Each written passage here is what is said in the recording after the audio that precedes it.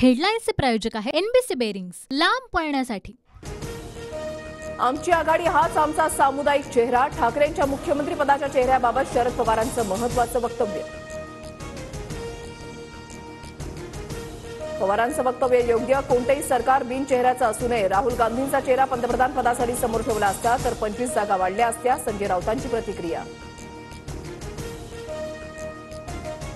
मवियामध्ये खुर्ची 12 भानगडी। भरत गोगावलेंची टीका तर त्यांच्याच नेत्यांच्या 12 भानगडी। ठाकरेंना खुर्ची द्या असं सत्ताधारीच सांगत आहेत। शिंदे गटाच्या पोस्टरवरून भास्कर जाधवांचा टोला।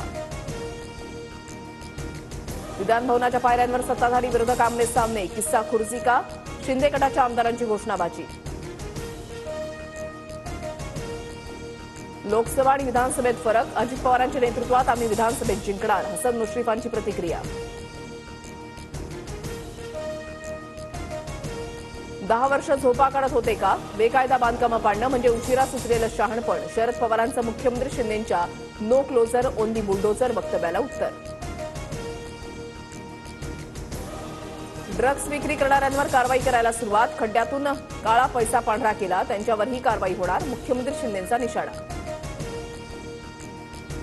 लोकसभा निवडणुकांचा धसका घेऊन अर्थसंकल्प लोकसभेप्रमाणेच विधानसभेचं चित्र असेल। 155 विधानसभा मतदारसंघामध्ये आमचे उमेदवार पुढे। शरद पवारांचा दावा। सध्या शिंदेंच्या नेतृत्वात विधानसभा निवडणूक लढणार। निवडणुकीनंतर मुख्यमंत्रीपदाबाबत ठरू। प्रफुल्ल पटेल यांची प्रतिक्रिया। अजित पवारांना 50 फोन केले, 50 पत्र पाठवली, पण त्यांनी भेटीसाठी वेळ दिली नाही। निधी वाटपावरून जितेंद्र आव्हाडांचे आरोप।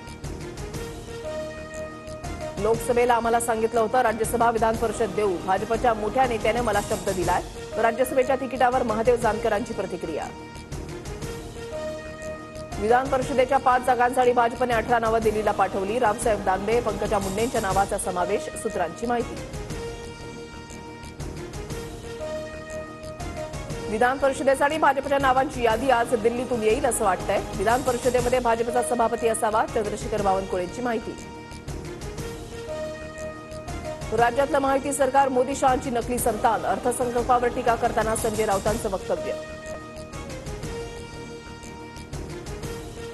अजित पवार गटाचे मंत्री अनिल पाटील भाजपात जाणार। पवार गटाचे माजी मंत्री सतीश पाटलांचा दावा।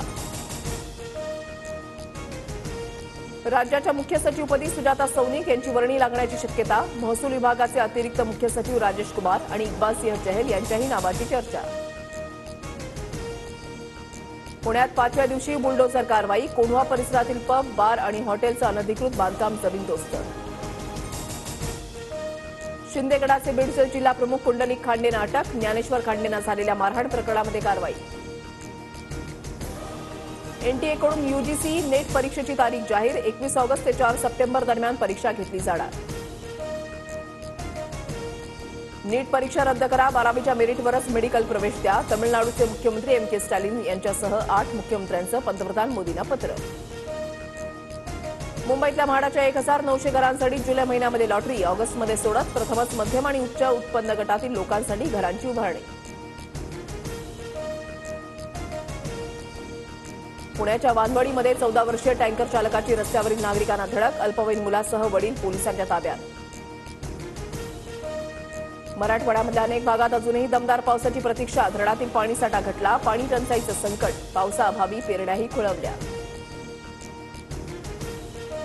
मुंबईसह ठाणे पालघरमध्ये 2 दिवस मुसळधार पावसाचा अंदाज। विदर्भात पावसाचा येलो अलर्ट।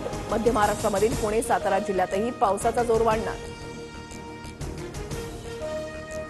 T20 विश्वचषकाच्या अंतिम सामन्यामध्ये आज भारत विरुद्ध दक्षिण आफ्रिका महामुकाबला। भारताला दुसऱ्यांदा T20 विश्वचषकावर नाव कोरण्याची संधी। हेडलाईन्सचे प्रायोजक आहे एनबीसी बेरिंग्स, लांब पळण्यासाठी।